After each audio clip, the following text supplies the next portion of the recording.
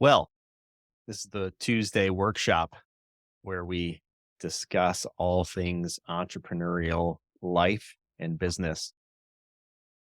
Today's topic, Paul, you mentioned talking about profit margin, hmm and I'm curious why that comes to your mind and what we can dissect on that. Well, you were saying something. Uh, we're recording this in September and coming off of a successful weekend for Jason and I up in the Windy City, where we met with a client and a couple of publishing deals we'd been working on are starting to grow some legs and all of that. And so we were just talking through various things. And one of the things that that came up was um, ongoing services that we would offer to a client. And, we said, I think we have to do some research, into what the cost of providing that service is. And then we also have to think about, it seems to me like you can't offer that stuff at cost. You have to, for lack of a better word, marginalize it, right? You have to add some profit margin onto there. And the thing that you said, Jason, which was like, it was so obvious to me, but I didn't have it in here in my own wheelhouse to say was, yeah, because if there has to be margin, because if without that you can't grow, you can't scale, you can't do new things, you can't serve more people. And so, there's probably a fair amount of people, I'd imagine, who um are a little bit anxious about the dreaded P word, right? Because it's controversial in the culture.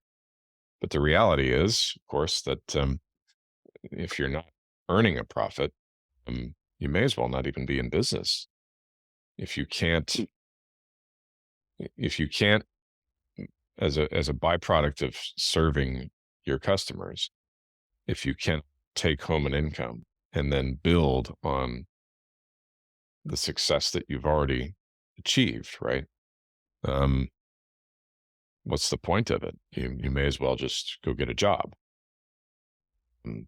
So anyway, like I was thinking about that, but I'm like, I don't know, maybe there's some more depth we can delve into with that. I was just like, I think people need to hear why it's very important. And maybe we can even cover some idea, just some general ideas of what does it look like?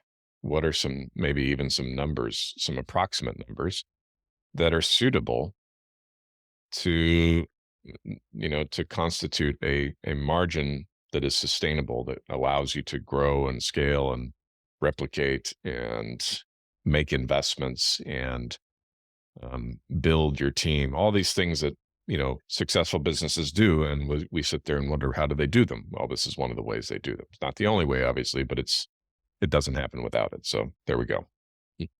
Okay, awesome. Ryan, anything come to your mind as Paul's talking about that?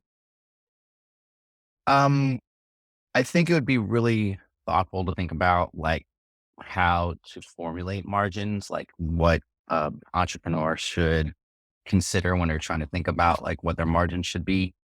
Um, Often for me, I hear like you need to have 3x margin, 5x margin, 10x profit, something like that. But where do those numbers come from, and how do new entrepreneurs tend to think about, or how should they think about their margins with regards to growing their business? Because I would assume that most business owners or most entrepreneurs want to stay at a stay at a price where they feel accessible, or where they can be accessible to customers, but obviously they want to maximize the profit. So what are the major factors in thinking about that? Okay. And something One, else that comes to mind, Jason, is, yeah. with what Ryan's saying there, it's not really enough to just grab a number out of thin air, right? If you don't put any thought into it, you can get greedy, right? You can charge such an absurd degree of margin that somehow, even if people don't know what your numbers are, they can sense this is overpriced. Particularly if you're dealing with an experienced um, entrepreneur, if you're doing B2B, right? Then they may not know the internals, but they can sense like this is way out of the realm of a reasonable margin. So Okay. All right. So there's a handful of things that come to my mind on this. Uh, First of all, there's a story. My good friend Bob, before he was my friend, he was a prospective client. And when he came into my office, he was talking about growing his yard care business. And the yard care business was doing good work. And when we were talking about how to grow his business, I asked him, how much does lawn care cost? How much does it cost to mow a lawn? He primarily did lawn mowing and fertilizing. And he said, somewhere around 35 bucks and this was years ago, 35 bucks for an average size lawn. And I said, why? He hmm, said, well, that's what it costs. I said, yeah, but why? He said, well, that's kind of the range that people charge. I said, why? And it was pretty clear that it was just kind of the accepted number, but there was no particular reason why he was charging 35 bucks for it, other than that was kind of the number. And began our consulting arrangement by breaking down his services and the costs of delivery for those services, and then how those costs scale out. Because he had some capital expenses. If he was going to grow his mowing business, he was going to have to eventually buy a new truck and a new trailer and a new mower. Also, he's got these capital expenses. And so we started talking about, how does this thing scale out? And, if you can do 100 lawns in a week, but that 101st lawn requires you to buy a new truck, a new trailer, and a new mower, and a whole new team to do that. Don't do the 101st lawn unless you plan on doing the 199th lawn, because that 101st to the 150th is no man's land. You've increased your expenses, but you've increased your expenses significantly, but you've not necessarily increased your revenue all that much. So it was a problem. It was a scalability problem. But hmm, the idea of, should the lawn cost 35 bucks or should it be less for an average size lawn? It was he just made up the number because that's what other people made up. That's yeah, so, and somewhere you used two really, really interesting words. You said greedy, don't want to be greedy, and want to have a reasonable cost. And I say, why? hmm, What is greed? How do you know when you're greedy? yeah, There's the old adage of, if you're going to sell $1 million pencil, that's okay. You only need to sell one. yeah. And uh the it reminds me of remember these tops you get as a kid, little wooden top, spin it, and right. It was probably 7 years ago, 5 years ago, something like that. Well, the fidget spinner thing.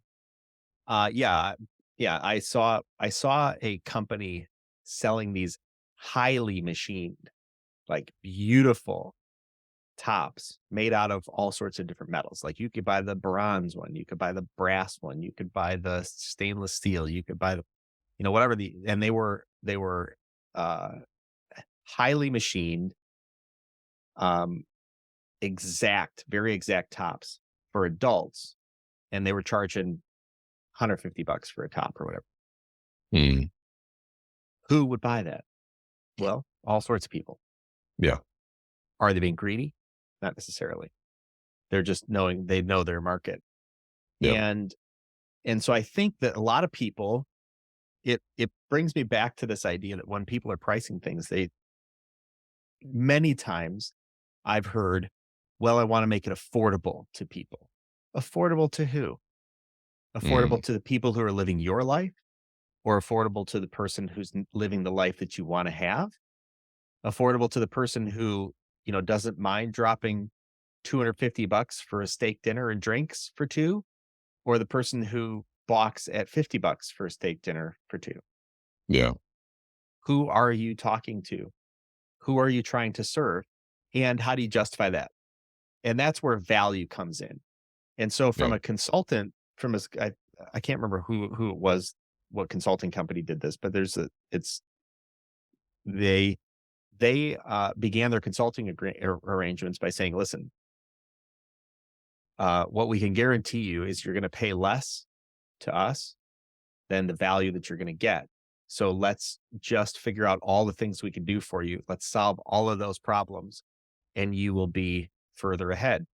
And they made more money than everybody else because instead of saying, well, it's going to be X number of dollars and that's what we're going to do for you, they just said, we're like mold. We're just going to put our fingers into everything and you'll always Yes. pay less than the value you're going to get.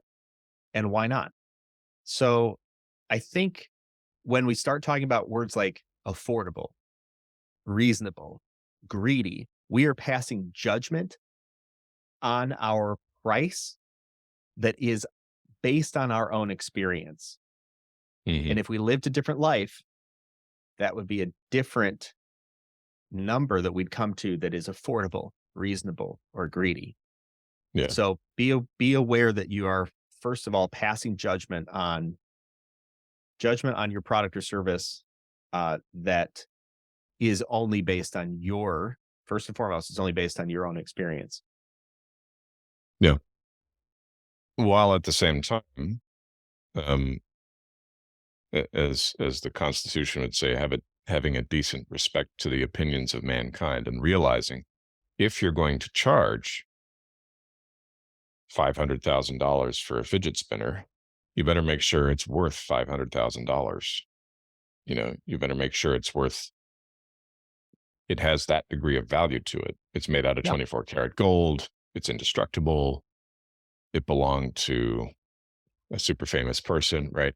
And I get what you're saying because, like, for example, if you look at auctions, right, people pay absurd amounts of money for stuff that you could easily have manufactured for a couple $100 Yeah. because of who it belonged to or the history behind it, right? And that goes back to what we're always talking with people is it's the story that sells. It's not the item itself. It's Yes. not, or in the case of our authors, right? There's the knowledge transfer that they're attempting to put forward. Well, the problem is, so is everybody else. The only thing that's really going to put firepower behind that is the story. But that's sort of, I don't have time to go into that. Maybe just in the moment. What I'm getting at, though, is that there has to be um, a friend of mine once said, if you want to make $1 million, provide $1 million worth of service, and be aware that one man's trash is another man's treasure. And so you have to, if you're going to offer that price point, don't be surprised that the majority of people balk at it, and a slim minority of people say, no, I see the value in it, because you've done a good job of communicating it. Yeah. When you're talking about certain products or, and sometimes, you know, like assets or liabilities, however you look at it, like, think of it like a house. The value of that house is based on the value of the houses around it, simply because it's backed by something and you have alternatives. So the the lender needs to have a market value so that they understand what the asset value of that is and how much they could get it out of it if you, defaulted. If they owned it, how much are they on the hook for? Well, Hmm. that's why they'll do a valuation on that, and they'll look at other homes, comparatives, comps, to say this is what the market will bear in your area. It doesn't mean that you couldn't try and sell it for absurdly more, Yeah. but that transaction is based on the tangible value of that asset. Whereas if you are selling a service, let's say like consulting, what's the tangible value of that? Yeah. Is it $150 an hour? Is it $50,000 for the one answer? What is it? Warren Buffett uh, famously sells a lunch, I think it is. Well, auctions off a lunch. All the proceeds go to charity. But he famously Mhm. auctions off a lunch with him every year. And people pay absurd amounts of money Yeah. to have lunch with Warren Buffett. And why? Well, you're never going to ever get another lunch with Warren Buffett. And if the money's going to go to charity, it's tax write off anyhow. Okay. All right. So you've got the tax benefit. All right. I'll give you that. But you're not going to Scarcity. give that. You could have that same tax benefit by giving that money to the local shelter, Sure. but you're not going to. Instead, you're going to get your hour with, or your lunch with Warren Buffett. Why? There's an intangible value that we all intuitively know is there because of the results that he's achieved over time. Hmm. And it's an Yeah. auction format so that you know what the comps are. You know what other people are willing to pay. So there are different ways to price things. There are some shorthand. There are certain shorthands, like restaurants, for instance. I think it's something like you take your food cost, multiply it by 3, and that's kind of like, well, that'll cover all the other stuff. But why? Yeah. Why? Why not charge more and say, this is a really amazing burger? Some of the things that you're going to be charged for, like an appetizer, they're absurdly priced for what you're going to get. The margins are through the roof, but you're not going to make it at home. And it's the only place that has that. Yep. All right, great. Is the steak really that much better at a an amazing steakhouse than it is at your local, Longhorn? Maybe. In some Somewhat. cases, yes. Speaking of that, Yeah. speaking of steakhouses, my Yeah. friend was in Playa del Carmen, and she got him a $300 steak at a steakhouse there. And he was telling me that the service team there tried to talk him into getting a $500 steak. And my question was, well, what was the difference? Yeah. The fact that you could. That's what the difference is. And a lot of this, it is about marketing. So lobsters are bottom feeders. They used to be junk. Lobsters used to be stupid cheap.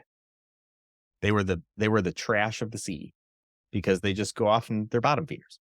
Yep. And due to marketing, and I don't know the exact story behind this, but much like, let's see here, how did lobsters become a delicacy? It didn't become popular food until the mid 19th century when New Yorkers and Bostonians developed taste. It wasn't until someone figured out that a lobster smack could get the lobster alive. Could get the lobster alive and well to the major markets that the practice took hold. It was a commodity instead of a nuisance. Prices began surging in the 1880s. By World War II, lobster was considered a delicacy.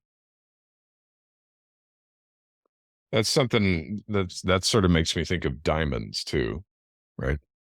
The way Diamonds they are market. ubiquitous. Diamonds are used in Diamonds are manufacturing. everywhere. Diamonds are used in rings. Diamonds are there's so many diamonds, but they're held captive by a vertically integrated market. Yep. And De Beers and one other place owns the diamond market globally, Yep. and they set the price. They fix the prices.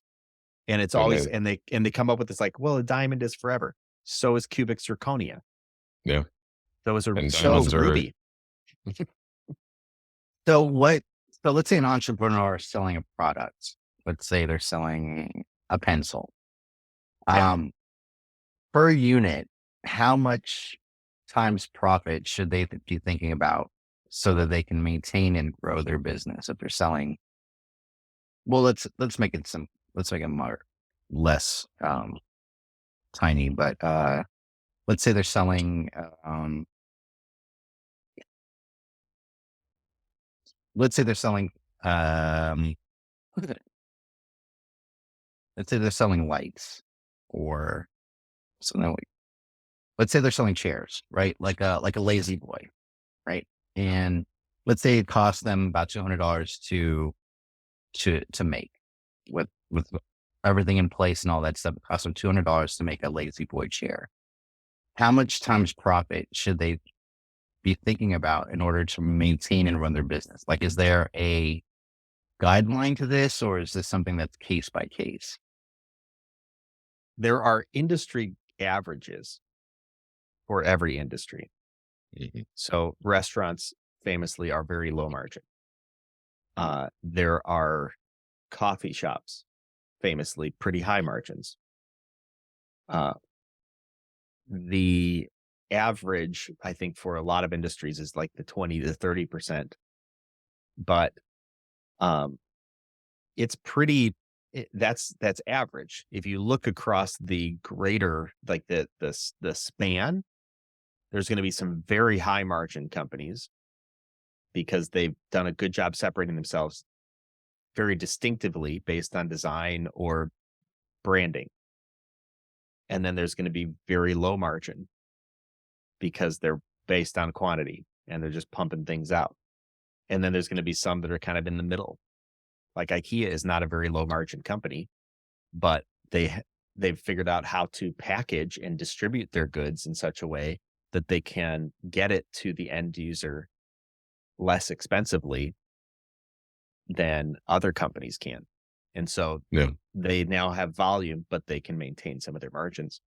Whereas things like chairs and that type of stuff, they're bulky. Shipping alone is very expensive. And so like in this day and age where gas prices are something like $4 a gallon or something, there's just so many chairs you can fit on a semi. I What would you remember that. say? Oh, go ahead, Paul. I remember that from my days in insurance, right? There's term life insurance, which is temporary, and then there's whole life, which is permanent. So it's kind of the difference between renting and owning. Well, the reason term is so much cheaper than whole life is because if you take a young 30 something and you write a 30-year term policy on them, you're covering them until they're in their early 60s. So the actuaries look at the odds. What are the odds that person's going to live well past the age of 60? Pretty good. Okay. Well, we'll give them a rate of 40 or $50 a month. But if you take that same person in their early 30s and you say, now we're guaranteeing we're going to pay a death benefit at some point in their life. The premium is going to go up through the roof. Why? Because they're on the hook for it. They're basically saying this person is going to die within the projected lifespan. If they outlive it, okay, great. Then we made a bunch of money. But the odds are they're not going to live past the age of 100, which means we are going to have to pay out, $100,000, $500,000 death benefit. So we're going to charge a lot more money for them to get to that. I think one of the key factors for entrepreneurs is get out of the mindset that making money is bad. Yeah. Because entrepreneurs tend to walk this line where it's just like, well, I don't want to be greedy, but I want to make money. Hmm. Greed is not related to how much money you make. Those are not the same thing. It's like saying that every marriage is the guy's just, in it for the sex. Well, that's not true. It can't be true. Every relationship, the guy's just using the woman. That's not true. How you use the money that you make, that would lead to that's a greed or not greed issue. Affordable also, very subjective word. Affordable is totally different. If you want something to be affordable, like, well, I want it to be affordable to everybody. Okay, everybody in the world, go to India, and the thing that you think is affordable, not at all affordable. Yeah. Likewise, the thing that you think affordable, is like, whoa, that's too expensive. You could go to some investment bankers in New York, and you'll find that they couldn't care less about that. It's like not a Yeah. big deal. It's a rounding error. So affordable, you got to know who your market is, and a lot of that is branding. Yeah. like, I think it was Ryan and I, you and I were talking about, we were, we were sharing some, commercials for colognes the other day. Some of those colognes are stupid expensive. Yeah. The It is absurd how expensive some of those are per ounce, but it's all branding. It doesn't cost Mhm. you any more to make 1 cent than the other. Some of the handbags that women buy why is it a $3,000 handbag versus a $30 handbag? Well, marketing. Yeah. Sometimes it's scarcity, right? So supply and demand. Some companies, you want to talk about, if you want to get all subjective, some companies will destroy product if it doesn't sell, simply to maintain the low supply so as to keep the price high, because they will create scarcity in the marketplace. Just because you Just like can produce it doesn't mean you should produce it. a certain um, uh, man of outstanding character you and I both recently met wearing a certain style of suit. Yeah. Um, if that would be how I would dress myself, given substantially greater income in my life. Um, I don't have to, but I really like the way it looks on me. Those kind of things. And I love going to the stores. Yeah. And this is subjective to me. The next person would be like, who gives a crap? Just put on a regular pair, regular shirt and t-shirt and jeans, and I'm good. I do enjoy that. Like if I could dress like that all the time, I would. And I wouldn't feel guilty about it because um it's just subjective. It's And some and things you're gonna need to spend on because you're gonna have to spend your way into the door. Yeah, correct, right. to sit at the table, you have to have a certain pedigree, you have to have a certain look about you, because people do make these judgments, and they're not entirely wrong in making those No, judgments. People say, "Well, don't judge me." It's like, that's nonsense.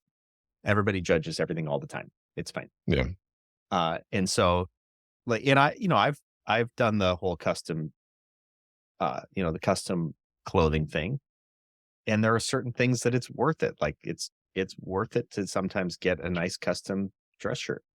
yeah, Is it necessary? No. I've had some off the rack shirts which are great, yeah, but does it fit better? Yeah, it does. It fits better. And can you customize things and it's super fancy and it's fun? Yeah, absolutely. yeah. But again, everybody's different. You got to know what your market is, and you shouldn't be afraid. Profit is not a bad word. No. And arguably, if you're going to go make a difference in the world, you need resources to do it. So why are you afraid? How come you can't reconcile this idea that I'm going to go make as much money as I possibly can so I can make a difference with that money? So what There's always something in a mindset which holds you back. There's always something in the mindset which holds an entrepreneur back from um, growing growing their resources. so let's talk through this at a level I think a lot of people could access. And we're just gonna we're gonna put up hypotheticals here. I don't want to disclose what people are working on, but let's just take what Ryan is working on, right? Ryan's got a skincare product. Mhm. But Jason, let's pretend it's your product, right? You're taking it to market. And maybe you guys are already doing this. It's just, I want to know as you sit and begin to think about this, I want to give people a practical sort of step by step of not not how to do it for everyone, but how it's done for you so that they can begin to conceptualize these numbers and say to themselves, oh, I see what he's doing there. What is he factoring into that decision that he makes of how much he's going to charge for the customer to get what they want. And I think then people will be able to walk away and say, oh, now I'm armed with a little bit more information. I can make a more sophisticated and intelligent decision. And I don't have to sort of grasp at straws and hope people will fall for it, for lack of a better word. Okay. Do you want to take that, Ryan, or how do you want to Sure. start? So let's say the cost of the product to make along uh, the cost, let's say the cost of the product is like $10. Yes. And not only that, I have to deal with shipping, handling, um, marketing, and all the other coincidental costs that have to do with selling that product. So if I have a $10 product and I'm going to sell it to someone out in the public, what I'm thinking of, what I'd like to do is to ensure that not only will I be covering the cost of the product to make, as well as the business to create, but also I I want to make a profit for myself as well as to keep the not only for myself but to re up on more products and continue the business. So my thought process is to do like a 5x profit. So if it's a $10 product, then I would charge $50 for it. Likely $30 would be going into the maintaining of the business, and $20 of that would be going into the growth of the business, which includes like marketing and so forth. Mhm. That's my thought process. And does the maintaining I'm of the business include your compensation then as the owner, or do you factor that into the marketing costs? I'll fact That's a good question. So with regards to me as the owner, considering the business is still embryonic, is still in like a seed phase, I'm not taking any sort of compensation for the business. Now, when let's say the business becomes profitable and the revenue from the business is such that I can maintain an income for myself, then I may take modest income from the business. So just so I can focus on that full time. That probably won't be down until maybe 7 months from now, in my opinion. But that maintenance of the business would include like ordering more products, um, subscriptions for whatever I'm using for marketing, any sort of fees, partnerships, things like that, any affiliate commission that I may be giving out depending on my marketing plan, that as well. The growth of the business would be uh, like for incidentals, marketing, um, and so forth, and stuff like Customer that. acquisition. Customer acquisition. Uh, yeah, that's basically where my head's at with it. What are your thoughts on that, Jason? The fundamental way I think to reason this out for entrepreneurs is you're making an investment of your time or your money or both. If you're an investor of with money, where else can you get that same return with similar or less risk? So it's always a risk and reward for your time and your money. You're right. Those are the resources we deal with. So if I could, and I had a lady do this, she shut down a business at one point in time because she wasn't making enough money at her business. She could just take her cash, she could sell all of her stuff, she could put it in the stock market and she'd make more. And so she did. And she was at a point where that was going to pay enough for her to live. And so the investment was a bad investment for her. It took too much time that she didn't want to give. She wasn't getting enough monetary return on that time. And she was not getting enough money out.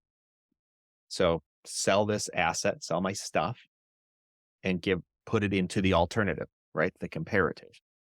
That is something that entrepreneurs should consider. I'm investing my time. Can I get a better return for that time elsewhere? Then maybe you should. Or you should consider how to get a better return where you're at. Yeah. And that leads into, if you want to talk about pricing and profits and that type of stuff, that leads into a whole can of worms because you have this idea of cost. What's my fundamental cost? Can I optimize that costs? Because the costs are an immovable thing, right? If you're buying product someplace, you're not producing it. Well, you don't have like find a supplier, cut costs somehow, or increase the value, or which was then brand and customer expectations, and your marketing. What do you look like out there? What's your personality? Because we all invest in people based on personalities. We invest in brands based on personalities. I give a whole speech about certain certain brands like Audi. Audi, it's this amazing car, and they had this whole marketing campaign about truth in engineering, until it came out that no, there's not that much truth in engineering, because in California they had a whole lawsuit where they, you connect it up to the emissions testing, and all of a sudden the engine throttles itself down and changes its combustion to meet the emission standards, and then you disconnect it, and boom, it's back to full performance. And they had to take the truth in engineering part off of there. I owned an Audi and had electrical problems all the time. My dad, he has an Audi and has all sorts of problems. It was a very expensive car to fix, and comparatively, there were much fewer problems on a Honda that I owned. So the expectations of the market, the personality of the brand, all of those can be taken into account when you're figuring out the profit. But fundamentally, it comes down to investment. If you're going to if you were a public company and or private, but if you're asking for investors to get involved, you have to be saying, here's what the return is you're going to get, and here's what your risk is. And they're going to ask you to either that's an acceptable return or it's not.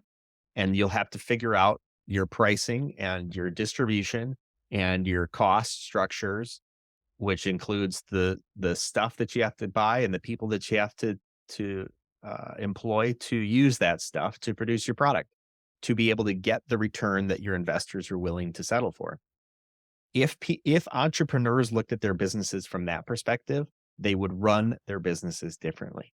Yeah. If you looked at it as an investment of your time and your money, you would operate differently. I guarantee it. Yeah. How do they operate now? What's the difference? Well, so I've worked with a lot of small businesses, small entrepreneurs, right? And there's an organization here in town. They a couple run it. I want to be careful about how I phrase this. For years, they've run a store with merchandise in it and work all the time. And they look real cool. Everybody's real happy. And I think they were making like 40 grand a year. Between them? Probably. The business is profiting 40 grand a year? They were taking home 40 something. Working their ass together. I'm sorry. It's hard for me to comprehend. I'm like, 40 grand a year was what I was making in the 2000s. Yeah. The answer really was, well, you might want to change that. But they liked the lifestyle and what they looked like. Now, now it'd probably be inflation adjusted, probably be 60 grand. But still though, it's like, you're not making bank here. You could go get a job and you'd make more than that for sure, based on your skills, but you don't want to because you like the lifestyle and you like the fact that everybody thinks you're cool. It's not a good investment. You have no business. Like, the bank's not going to give you cash, and you have no business asking investors for, because they're not going to give you cash, because it's not a good investment. It's like, meh. So you're not going to get a great return, and you're going to just peter along. That is a lot of businesses. That exact scenario is a lot of businesses. It's a hobby. This is a hobby business that is really a job. Nobody else can do it. So your business is not really a business. You have a hobby. It happens to pay you more than if you didn't charge people for stuff. But is it really worth that much time and effort to get that much money? I guess if they like the lifestyle. Yeah. Yeah. To an investor, maybe some of us laymen's that are in the room here, it seems pretty ridiculous. But I guess for entrepreneurs like that, when you make it out to be a hobby, like, remote control cars and remote control planes as a hobby, and you can be paid for having that stuff or being into that stuff. But I guess for at least that couple in your story, I just assume that they just love the lifestyle. And I guess there's nothing wrong with that, um, to that point. But I think this is where you have to be really clear about what your goals are as well, Yeah. right? Like, what are you trying to achieve? If I was that couple and I wanted to live a particular lifestyle, and have my image be what that is, then yeah, I guess that would be great. But for other people out there who are looking to, let's say, grow a business, make a profit, make that their sole form of income until they're fortunate enough to sell their business for for an amazing exit. I think that would also be a valid goal. And I don't think that has anything to do with greed. I think a lot of it has to do with, having goals or attaining a life goal that people have thought about. For myself, it's more about like not necessarily what I want to buy or something like that, but it's more about like what about the freedom that I can attain from creating a source of income that will pay me, and me not having to charge my time or my skill set for an hour's wage, essentially. Right. And that's really what it is. It's, this people have a disconnect between I want the freedom, but I want to make it affordable, and I don't want to be greedy, and I don't like so unnecessarily box yourself in and go, well, I can't charge that much more. Why? Why is that? I don't know. You don't know either. But what if you did? And then what would that take? And ironically, and this is what people don't understand and I shouldn't say it that way. When you get into some of these things, there are, like in pricing, you can't have too low of a price because people wonder what's wrong with this. Yeah. There's a whole set of people who are like, it has all of the bells and whistles, but it's super damn cheap. You're like, okay, that means it's bad. And this is something I gave you, Paul, the other day, which is super,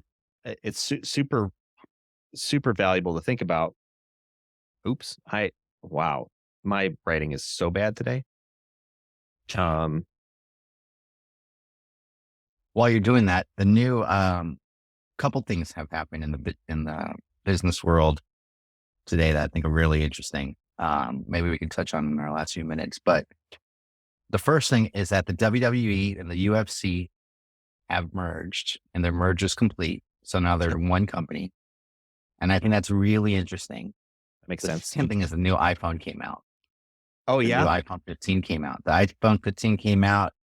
And despite all of the upgrades that it's boasting and the different sizes and colors that it offers and things like that, the pricing is roughly the same.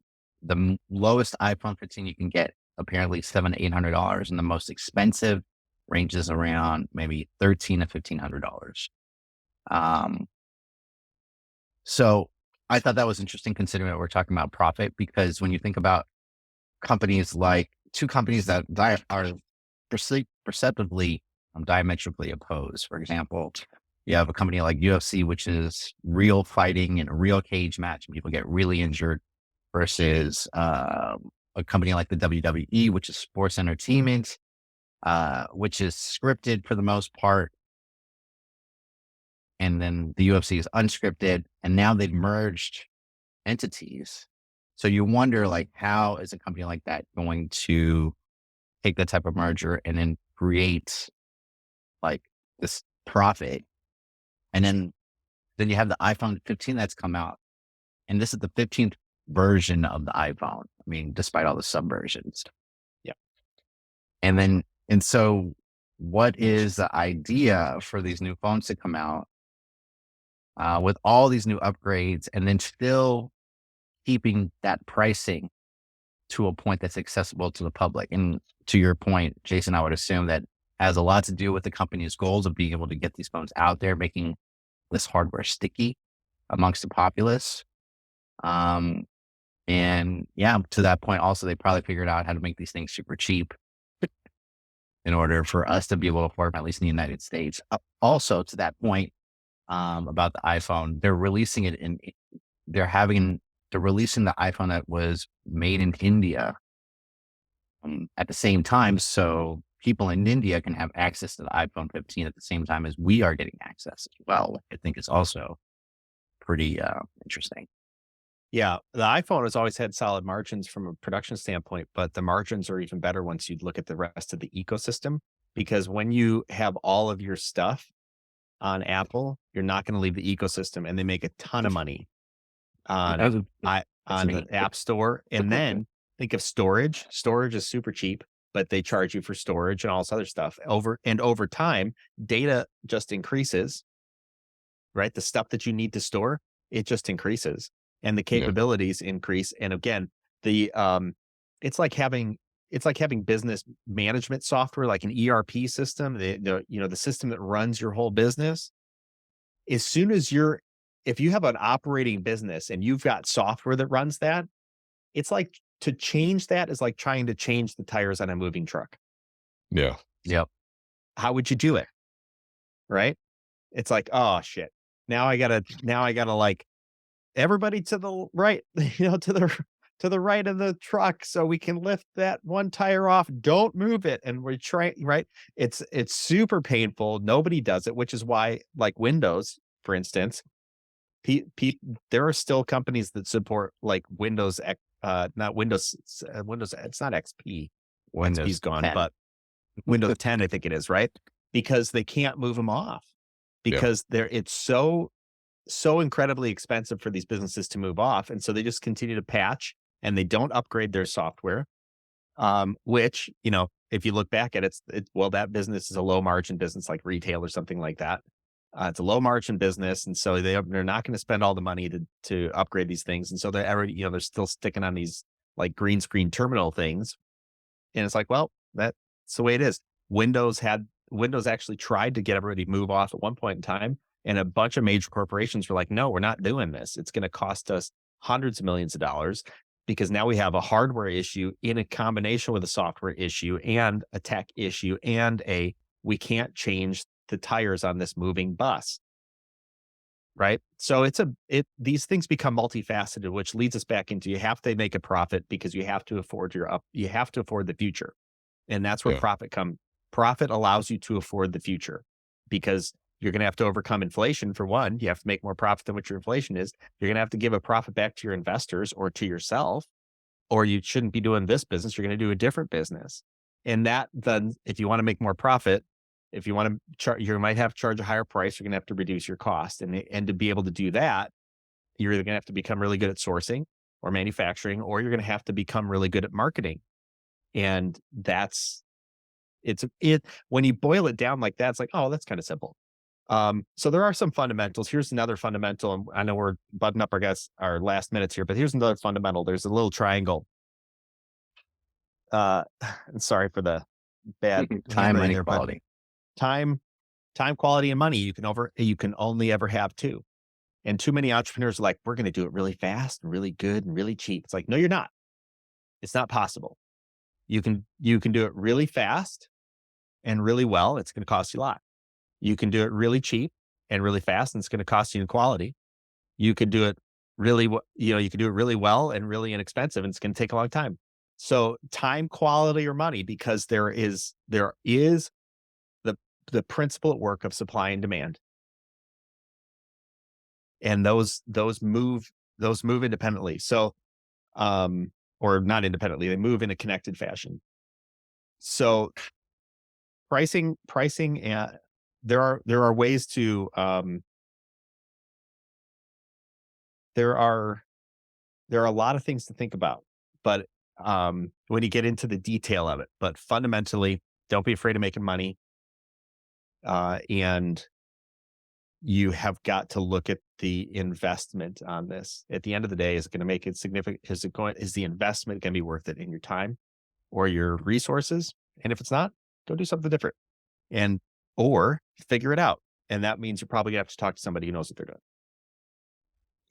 So in that light, Jason, Yep. circling back to what Ryan said about how he's pricing the skincare product that he's coming out with, mm, what would you do maybe differently, or what would you add to that that would accelerate his ability to, you know, leave the day job in the dust, maybe, and jump onto a solid source of income that stabilizes him and his household faster? Or did you hear in that exactly what you would be looking for, or would you do something differently? I build out spreadsheets. I build out spreadsheets and I put assumptions, the what if scenarios into there. One of the things that, from a cosmetic standpoint or from a, skincare standpoint, a good portion of that is branding. So is the brand, that personality, what people think of, right? Are there enough of the people who are going to buy that personality or identify rather with that personality and then buy that personality at that price to be able to manufacture at that price or that cost? Let's change those words. At that cost in the quantity that's going to get us enough revenue to support an organization that's going to throw off enough profit. And that's all easily done in spreadsheets. Yeah. And so the Yeah. answer for everyone listening or watching is join the Thinker Growth community Yeah. and become part of one of our accelerator programs, because in that process, right, this is some of the stuff that you're going to learn about. And instead of just hearing that and walking away and thinking, oh, I'll DIY something like that. Well, no, you won't, You don't have to because make you'll it up. be, because there's going to be stuff that you haven't thought of. And there are going to be nuances, and each business is different. And so, as much as I hear what Ryan is saying about um, skincare products, publishing is a different animal, and I have a different set of concerns to address as I think through what would my ideal profit margin be. The only way to really get to the bottom of that is to take it apart and examine it with people who know what they're doing. So, And in all of these things, don't shoot so low that you can't solve the customer's actual problem. Mhm. Everything takes a certain, it's like, think of like a speed bump in front of you. If you don't give it enough energy to get over the speed bump, your car will get halfway there and then it will roll down the back. And yeah, that most typically is found in pricing in businesses. Like, well, we didn't make enough money to get over the speed bump. So the customer ends up a little disappointed. You end up disappointed. Everybody's disappointed all around. Instead, say, you know what? Like for the publishing stuff, that's fine. You want to write a book? Great. Do you have a business behind that? Are you going to make any money at it? If you're not, then don't write a book or yeah, write a book and publish it on your own. That's totally fine. Or you're going to have to spend enough money and do enough activity, take enough time and resources yourself and with other people to get over that speed bump so that you actually end up with the results you think you're going to get. yeah. That Speaking is the of key. Yeah. this is kind of off topic, but since you mentioned self-publishing, I worked with someone who published their own book years ago and wanted me to go in and help this person like get this book into certain entities within industries. For example, it was a self-help book about finding your passion, finding your job. Yeah. So what this person wanted me to do was get that book into like uh, institutions like the army or um, something, or can't remember. Really, it was more like the army. They wanted me to get that into like military facilities and things like that for vets Yeah. who would be leaving service and transitioning back into public life. And it's a little off topic, but that person was like, if we could just get this one account and get this book into these different places within this institution, we'd be great. And my thought was, that is such a long sales process. And like there's so many hoops you have to jump through just to do that. ultimately we parted ways because I wanted to move on to something different. But this person's now working with other people to do the same thing. And my continued thought is like, why would you shoot for something so complex to close when you can, when it would be easier, well, colleges as well, when you can more easily get this product into like bookstores or retail stores or even direct to consumer. Um, m- why would we shoot for something that was so complex, like institutions like the army or colleges and universities and so forth, and still do that? Anyways, that was a thought when you mentioned self-publishing. What are your thoughts on that though? I think that people get my broad thought is this: people get stuck to their ideas and then they just want to carry them through, and in the face of facts. Also, people gravitate towards complexity and not simplicity. Right? Think about it. People are like, oh, we're gonna do this and this and this and this and that. It's like, well, do you really need to do that? Or could you just sell it over here? Yeah, but and somehow complexity means that I'm smarter and I can do the more things. It's not necessarily true. Mm, So gravitate towards simple, easy wins. The other thing is that on top of that, people want to fast bake. They want to get right to the end as fast as possible to get to my freedom. When in fact, a lot of the successful businesses that you see have been developed over years, sometimes longer than your lifetime or you and your parents' lifetime. So Mhm. relax, mm, that is true. just go for the easy wins. You were doing base hits. Don't try and knock it out of the park every time because when you strike out, you're going to strike out. Mhm. Go for base hits. That's a much easier way to run a business than swinging for the fences. So that's my That makes, yeah, that that's makes a my ton of sense. that's my take on it. Yep. I got to bounce, and we are at the end of our time. Um, it's been the workshop, a great topic on pricing. We could do pricing seminars if we wanted to. There's all sorts of ways to think about pricing.